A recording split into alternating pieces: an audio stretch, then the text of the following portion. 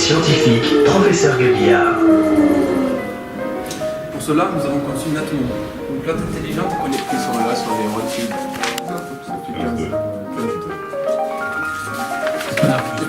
C'est pour ça que je tenais encore à vous féliciter. Et ceux qui n'ont pas eu la chance d'être sur le podium, dites-vous bien, vous l'êtes quelque part. Bonjour Malik Touré. Bonjour. Vous êtes enseignant-chercheur à l'IAE et co-initiateur du projet Challenge. Comment ce challenge, d'après vous, répond-il aux exigences de l'entreprise d'aujourd'hui ?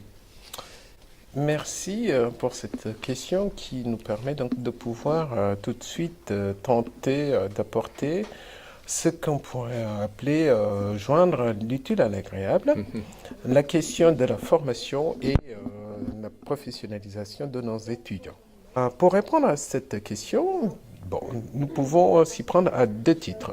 Premier titre, à savoir, maintenant l'enseignement souhaite s'orienter de manière intégrée aux besoins de nos entreprises.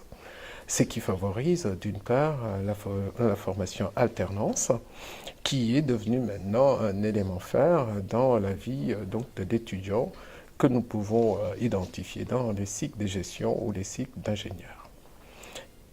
Qui plus est, cela nous amène à pouvoir répondre à une attente spécifique qui est le fait de former dans l'entreprise ses futurs collaborateurs, et tout en respectant ce que l'on appelle un équilibre entre l'enseignement et le besoin de professionnalisme de nos jeunes dans ce monde qui évolue très très vite. Alors, dans ce challenge, les équipes d'étudiants sont mixtes. Ils proviennent d'écoles extrêmement différentes, IAE, Polytech, IMT, etc. Je suppose que les équipes d'enseignants ou de chefs d'entreprise ou d'accompagnateurs qui constituent les jurys sont également mixtes.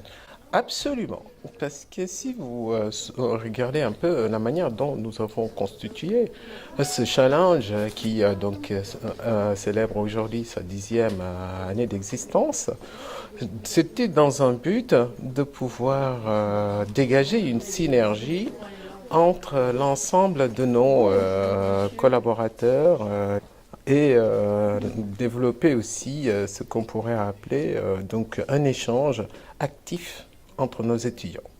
Et cela a permis aux enseignants de ces différents établissements réunis autour de ce challenge de développer une technologie adéquate à l'enseignement d'aujourd'hui, qui est le learning by doing et qui est aussi en même temps une démarche très souhaitée par les entreprises par le fait que la théorie est tout de suite mise à l'essai.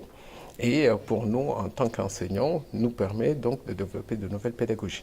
Alors, apprendre par le faire, la mixité des équipes pédagogiques qui constituent les jurys de ce challenge, amène-t-elle les enseignants à faire évoluer leur propre pédagogie ? Comme vous posez la question, je vais vous répondre de manière assez simple, c'est que l'environnement nous impose quand même une évolution naturelle pour aller vers des techniques de pédagogie beaucoup plus ouvertes qu'auparavant, à savoir avec des techniques de partage, d'apprentissage par le faire, et en même temps d'utiliser des outils qui sont des outils de travail collaboratif beaucoup plus ouverts et beaucoup plus partagés de par le monde.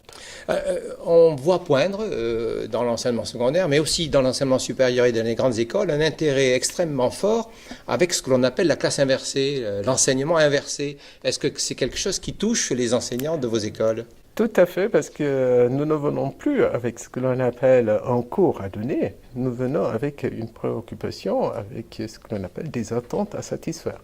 Donc sur le coup, nous avons une adaptation qui fait que c'est la question de l'ensemble de la classe qui nous permet de pouvoir bâtir notre cours. Donc ce challenge, c'est essentiellement de la transversalité et du partage entre enseignants de formations différentes. Exactement. donc de pédagogies différentes, allant des sciences de gestion en passant par les sciences pures, pour pouvoir développer quelque chose qui est conjointe, donc travailler ensemble. Merci beaucoup, Malik Touré. Je vous en prie.